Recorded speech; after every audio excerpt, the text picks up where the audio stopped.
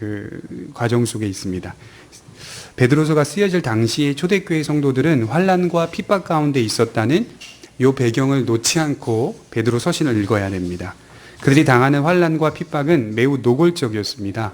나아가 교회 안에서는 여러 갈등이 있었다고 말씀드렸죠. 그러니까 안과 밖에서 다 신앙생활을 지켜가는 것이 힘든 상황이었다.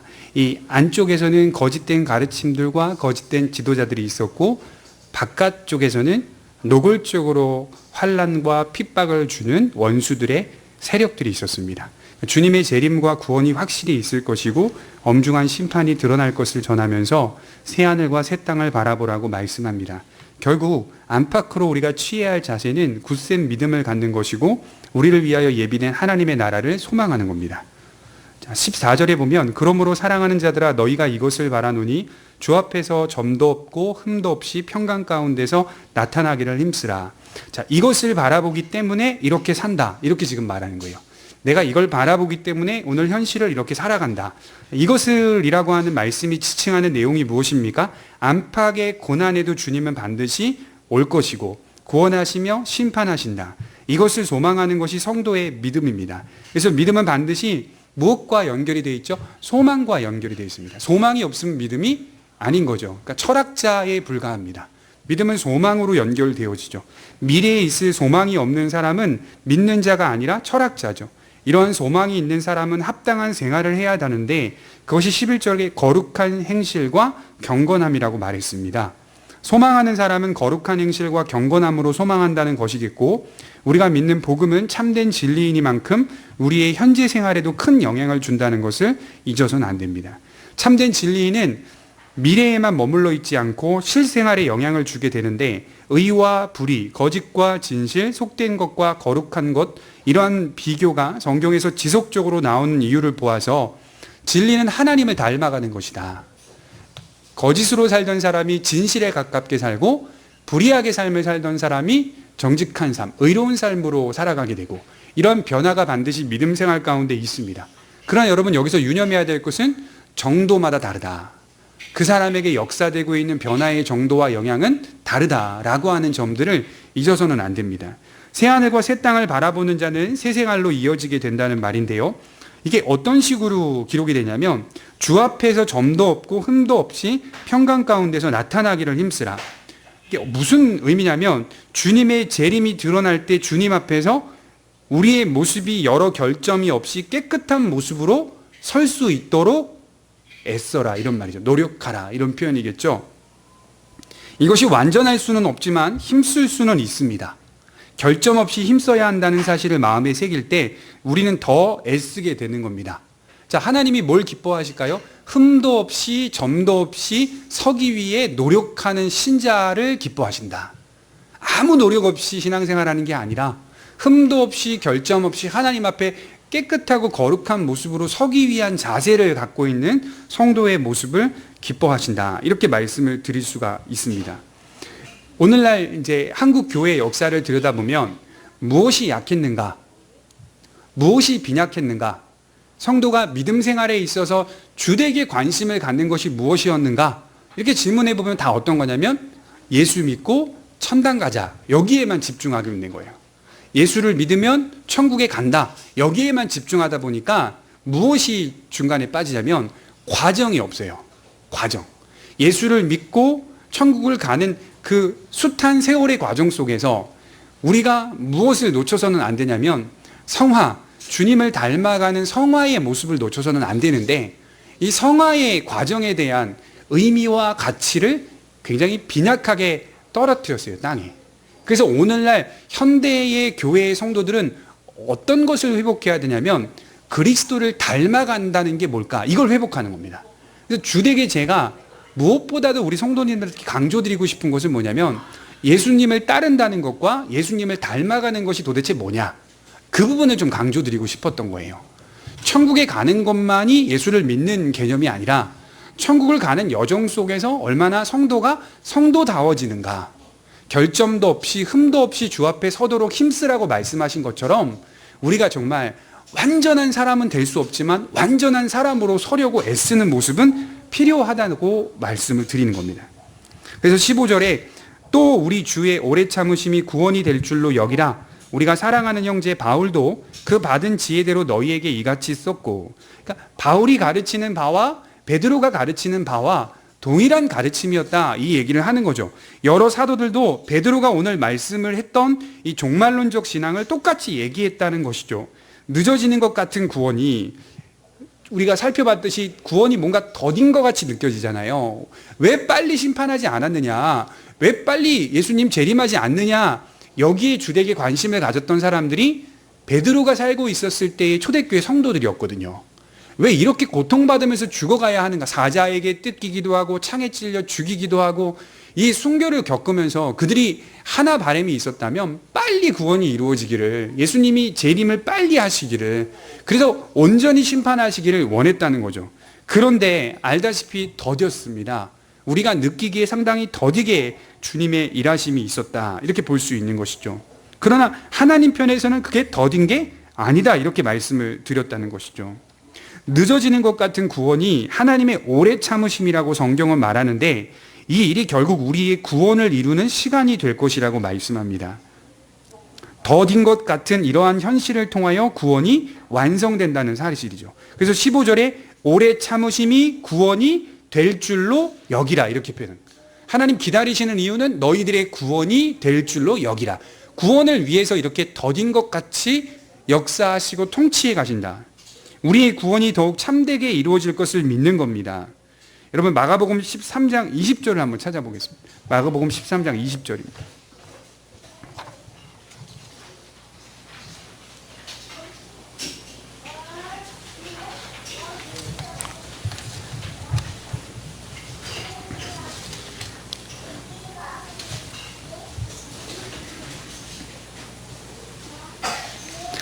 자, 여기서는 더딘 것 같은 느낌이 없어요. 베드로 서신을 읽었을 때에는 하나님이 더디게 역사에 가시는 것처럼 보이지만, 마가복음 13장 20절에서는 더디지 않다는 것을 주님이 강조를 이렇게 하세요. 만일 주께서 그날들을 감하지 아니하셨더라면. 그날들을 감한다는 게 무슨 말씀이죠? 줄인다는 말이죠. 나를 줄인다. 감하지 아니하셨더라면 모든 육체가 구원을 얻지 못할 것이거늘 자기가 택하신 자들을 위하여 그날들을 감하셨느니라.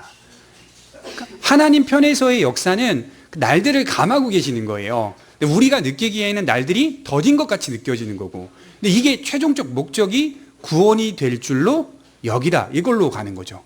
구원을 하시기 위해서 택하신 자들을 하나님의 나라로 인도하시기 위해서 그 날들을 감하실 것이다, 이렇게 말씀을 하는 겁니다. 로마서 8장 28절에 보면 우리가 알거니와 하나님을 사랑하는 자 곧 그의 뜻대로 부르심을 입은 자들에게는 모든 것이 합력하여 선을 이루느니라. 믿음은 뭡니까? 모든 것이 합력하여 선을 이루시는 하나님의 손길에 내가 맡기는 거죠. 손길에 맡기는 거죠. 자, 모든 것이 합력하여 선을 이루신다는 하나님의 손길은 내 소원이나 내 야심이나 내 야망이 되는 건 아닙니다. 그런 뜻이 아니라 하나님의 주권 안에서 이루어지는 선하심을 말하는 거예요. 그분이 그분의 뜻대로 이루시는데 그 뜻이 모든 사람이 보아도 정당할 만한 뜻으로 인도하신다. 옳다, 이렇게 표현을 하는 것이죠. 그리고 16절에 또 그 모든 편지에도 이런 일에 관하여 말하였으되 그 중에 알기 어려운 것이 더러 있으니 무식한 자들과 굳세지 못한 자들이 다른 성경과 같이 그것도 억지로 풀다가 스스로 멸망에 이르느니라. 그러므로 사랑하는 자들아, 너희가 이것을 미리 알았은즉 무법한 자들의 미혹에 이끌려 너희가 굳센 데서 떨어질까 삼가라. 이 종말에 관한 성경의 가르침이 최종적으로 무엇을 시사하고 있는지 명확하게 증거되고 있습니다. 여러분, 종말의 마지막 최종적 나타나는 장면이 뭐죠? 하나님의 구원과 하나님의 심판이 드러나는 거죠. 이 부분은 성경이 아주 명확하게 증거되고 있지만 그 내용들을 이해하고 해석하는 데 있어서는 힘든 부분들이 다소 많이 있습니다. 참된 성도는 이를 인정하고 알기 어려운 부분들을 억지로 풀어 해석해서는 안 된다, 이 얘기를 하는 거죠. 오직 하나님께서 밝히 보여주신 것만큼만 이해하고 믿음으로 받아들이는 겁니다. 그래서 여러분, 종교개혁자 칼빈은 이렇게 말했죠. 성경이 가는 데까지만 가고 성경이 멈추라고 할 때는 멈춰라. 그러면 이제 멈추지 않고 가는 사람들은 어떤 사람들이죠? 오늘 말씀에 기록된 종류, 무식하고 굳세지 못한 자들이 그런다는 거예요. 무식하고 굳세지 못한 자들은 성경이 멈추라고 한 부분을 멈추지 않고 더 나아가는 일들을 자행합니다. 그래서 이제 이단이 나오는 것이죠. 그러나 그렇지 못한 자들, 무식한 자들, 굳세지 못한 자들은 이렇게 성경에 기록된 하나님께서 건전하게 기록하신 그 시사하시는 바대로 믿음을 갖지 않고 자의적으로 성경을 왜곡하고 억지로 풀어서 스스로 멸망하게 되는 꼴을 보입니다. 사실 여러분, 무식한 자들, 굳세지 못한 자들이 두 종류가 아니더라고요. 이게 문법에 보니까 하나의 관사로 기록되어 있는 것을 보아서 한 종류의 사람들입니다. 그러니까 두 종류로 기록되었다고 표현되는 게 아니라요, 무식한 자들이나 굳세지 못한 자들이나 다 한 부류의 사람들입니다. 그들은 무식하고 그들은 굳세지 못합니다. 이렇게 해석하는 게 적당하죠. 그들은 자신들이 유식하고 굳센 사람들이라고 말합니다. 우리와 같이 성경을 잘 알고 있는 사람은 드물 거라고 말합니다. 그러나 사실 그들은 성경을 억지로 풀어서 스스로 멸망하는 사람들입니다. 정말 그래요. 무식한 자들이 더 자기가 알고 있는 지식들이 다인 것처럼 생각하는 그런 사람들이 진짜 많거든요. 학자들 중에서도 정말 뛰어난 학자들은 더 모른다라고 하는 마음을 가져요. 알수록, 지식에 접근해 가면 갈수록 지식의 최종점에 그 마침표를 찍는 게 아니라 더 분산이 되는 거죠. 지식을 알면 알수록 그 근본적인 지식에 접근하는 것이 상당히 어렵다는 걸 알게 되는 거죠. 일반적인 학자들도 그런데 이 교만한 자들은 그게 아니라는 거예요. 내가 아는 것이 다다, 전부다 이렇게 말하면서 이 굳세지 못한 것, 무식한 것을 드러내어 스스로 멸망합니다. 특별히 성경을 억지로 풀면 안 돼요. 성경 결코 억지로 풀면 안 돼요. 예를 들어서 야, 여기 교회에 갔더니 말씀이 정말 새롭고 아주 정말 그동안 들어보지 못한 말씀이야. 여기에는요, 이 위험성이 있어요. 무슨 위험성이 있냐면 정말 그동안 배워왔다는 것에 대해서 잘못 배웠기 때문에 내가 말씀을 들으면서 은혜를 받았다. 이러면 건강한 거예요. 바람직한 건 맞아요. 근데 제가 이 말씀을 드리는 게 아니라 뭔가 새로운 거를 찾아 나서는 사람들이 있다는 거예요. 교회 안에. 뭔가 신선하고 자극을 줄 만한 정말 전혀 듣지 못했던 복음이 아닌 무언가, 성경 안에서 무언가 새로운 신비적인 요소들을 찾아서 자극을 받으려고 이 교회 저 교회를 돌아다니는 사람들이 있어요. 그런 사람 상당히 위험한 경향을 보이는 거죠. 복음은 다 그 진리와 목표와 최종점이 비슷합니다. 왜곡하고 자의적으로 해석하여서 성경에 기록된 의미들을 다 감추어 버리고 인간이 만들어 놓았던 그 의미와 해석대로 성도들을 이끌어가는 것, 이거 굉장히 하나님 보시기에 멸망하는 모습입니다. 오늘날 매스컴에 보면 교회 이렇게 해가지고 범죄하여서 이제 재판을 받는 이런 그 사람들을 보게 되는데요. 사실 그게 교회라고 매스컴에 나오지만 사실 우리 한국 교회에서는 이단이라고 이미 정해놓은 교회들이거든요. 오늘날에도 한국 교회 안에 막 MBC 뉴스 무슨 뉴스에 나오잖아요. 다 이단들이거든요. 이단들. 근데 그게 교회로 나와지니까 일반적으로 교회인 줄 아는 거예요. 그렇죠? 근데 거기에 그렇게 많음에도 불구하고요, 그런 일들이 벌어졌음에도 불구하고 그런 옳지 않은 부분들이 가르쳐지는 그 곳인데도 불구하고 안 떠나잖아요. 왜 안 떠날까? 여러분 생각해 보셨어요? 그래도 거기 계속 있어요. 교인 수가 10만 명 이렇게 된다는데 많이 빠져나가지 않고 그래도 거기에 그대로 앉아 있다고요.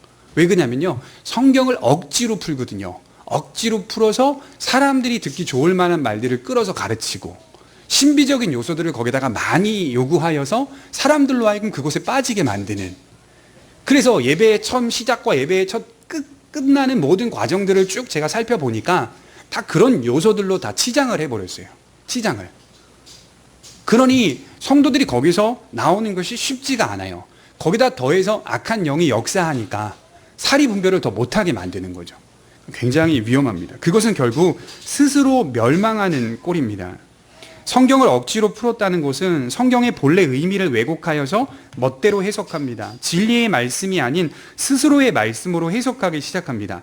그러니까 결국 이 상황이 생기게 되면 어떤 상황이냐면 성경이 모든 것의 위에 있는 개념이 아니라 성경보다 그 위에 누가 있는 거죠? 사람이 있는 것이 되는 거죠. 무식하고 굳세지 못한 자들이 교만하다라고 말하는 이유는 성경보다 그들이 위에 있기 때문이에요. 겸손이라고 하는 것은 성경 아래에 들어오는 거예요. 성경 아래. 무식하고 굳세지 못한 자들은 결국 자기들이 지나치게 해석하기 때문에 성경 위에 올라앉아 있는 것이죠. 로마 캐톨릭도 그 부분이 큰 문제였거든요. 그래서 여러분 칼빈이나 그 당시에 루터 이런 사람들이 쓴 책들을 보면요, 참 대단하다 싶을 정도로 도그로 표현을 해요. 로마 카톨릭을 개라고 표현해요. 정말 이건 정말 대단한 거거든요.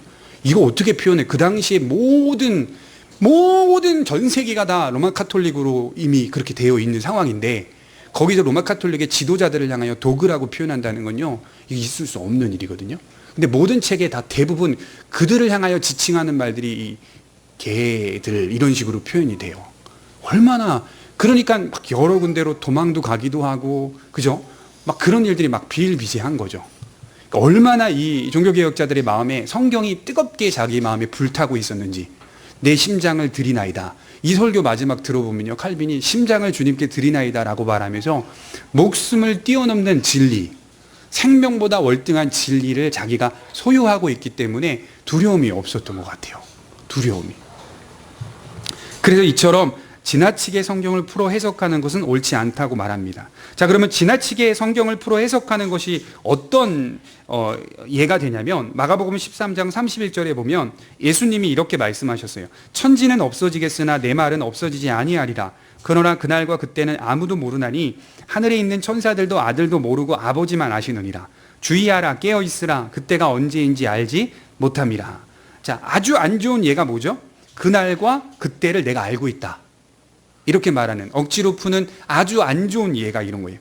그날과 그때를 내가 알고 있다. 근데 주님이 말씀하셨죠. 하늘에 있는 천사도 모르고 아들도 모르고 아버지 하나님만 아신다. 이렇게 표현하는 거죠. 우리가 해야 할 건 뭐죠? 주의하는 거. 또 하나 뭐죠? 깨어있는 거. 이거 하면서 우리가 인생을 사는 겁니다. 우리에게 허락된 적이 없어요. 어느 날에 어느 때에 올 것이다. 허락되지 않았어요. 지나치게 종말에 대한 해석만을 강조하고 주장하는 태도 또한 옳지 않습니다.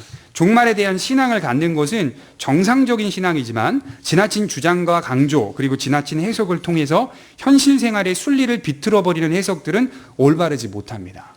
무슨 말인지 아시겠죠? 종말론적인 신앙은 우리가 처음부터 끝까지 가지고 있어야 할 신앙이지만 이걸 지나치게 많이 강조하면서 무엇을 끌어내면 안 되냐면 현실의 책임과 현실의 생활을 비틀어버리면 안 된다. 순리를 비틀어버리면 안 된다. 엄마가 자녀를 양육하고, 그렇죠? 아버지가 아버지로서의 역할을 하고, 이 현실 생활을 비틀어버리지 말라는 거예요. 하나님이 정해놓으신 일반적인 순리를 비틀지 말라는 거예요. 종말론적인 신앙을 지나치게 강조하는 교회나 강조하는 어떤 집단에 가게 되면 현실은 다 어떻게 돼 있죠? 무너져 있잖아요. 현실 내 생활은 다 무너져 있는 상태들을 목격하게 됩니다.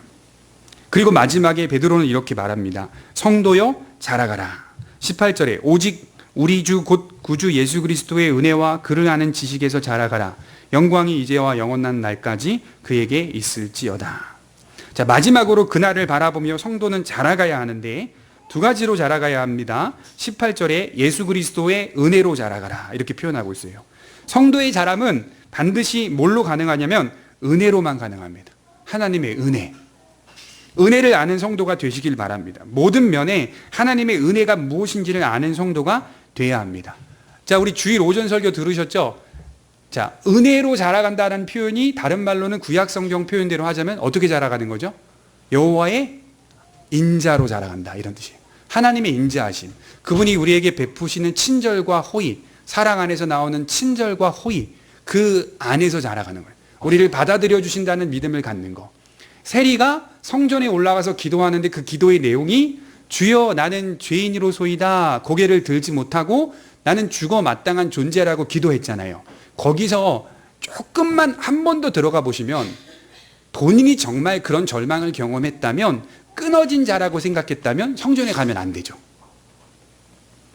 그렇지 않겠어요? 성전에 가서 기도하면 안 되는 거예요. 본인이 정말 그렇게 고백하고 본인이 정말 그 절망의 상태를 느낀 사람이라면, 그걸 경험한 사람이라면 성전에 가서 기도하지 않고 나는 버림받았다라고 인정하고 나는 하나님과의 관계가 끊어졌다라고 인정하고 거기서 그냥 살다가 죽어야 맞는 거예요. 근데 세리는 그 고백을 하면서 어디에 가 있죠? 성전에 가 있죠. 이거 무슨 말이냐면 세리의 깊은 믿음 안에는 자신의 존재를 인정하면서도 여호와의 인자하심이 자신을 찾는 자에게 고개를 드실 거라는 믿음이 있었다는 거예요. 관계가 끊어지지 않을 거라는 믿음이 있었다는 거예요. 그게 바로 여호와의 친절과 호의다 이렇게 표현하는 거죠. 반대로 바리새인은 나는 괜찮고 이 정도면 의로운 자이고 의롭다 하심을 입을 거라고 생각하고 달려갔는데 정작 뚜껑을 열어보았더니 하나님이 밀치시더라. 너희는 성전에 들어오면 안 되는 존재야. 밀어버리시잖아요. 가증하게 여기고 싫어하신다. 이렇게 말씀을 하는 겁니다. 그래서 우리는 은혜와 진리, 은혜와 인자로 자라가는 겁니다. 그리고 둘째로 무엇으로 자라갑니까? 그리스도를 아는 지식으로 자라가라고 말합니다. 그래서 18절에 예수 그리스도의 은혜와 그리고 그를 아는 지식에서 자라가라. 은혜는 결국 예수님의 소중함을 아는 것으로 이어집니다. 그래서 여러분, 은혜 받았다라고 하면 어디에 기대고 있는 거죠? 예수님께 기대고 있는 거예요. 은혜를 아는 사람은 항상 우리를 구원하신 예수 그리스도께 기대고 있는 거예요. 우리의 목자 되신 예수 그리스도께 기대고 있는 거예요. 그러니까 여호와는 나의 목자시니 내가 부족함이 없으리로다. 이 고백이 나오는 거예요. 은혜는 기대는 거예요. 예수 그리스도께 기대는 거예요. 그리고 그분이 우리를 위하여 이루어 놓으신 그 사역들의 의미와 깊이를 깨닫는 것이고 그분이 누구신가라고 하는 그 이해를 바르게 갖는 겁니다. 그래서 예수님이 누구신가? 예수님이 우리를 위해 무엇을 하셨는가? 이 모든 것들의 풍성함을 배워가야 합니다. 그래서 여러분, 우리가 천국 가는 그날까지 예수님에 관한 지식은요 너무 풍성해서요 다 배우지 못합니다. 우리 주님의 나라 가는 그날까지 계속 배워가는 겁니다. 계속. 그래서 바울은 에베소서 4장 13절에 우리의 장성하는 목표는 그리스도의 충만한 분량에 이르기까지 자라간다 이렇게 표현을 했어요. 충만한 분량은 가득 차기까지 자라간다는 말인데 죽을 때까지 가득 차지 않는다는 말이 됩니다. 그래서 우리가 계속 자라가는, 복음의 웅덩이는 파면 팔수록 새로운 게 나옵니다. 새로운 물이 계속 나옵니다. 복음의 그 줄기 안에서. 그래서 우리는 이런 믿음이 평생 놓을 수 없는 믿음이어야만 한다 이렇게 말씀을 드리는 겁니다. 기도하겠습니다. 베드로 서신을 정리하는 가운데서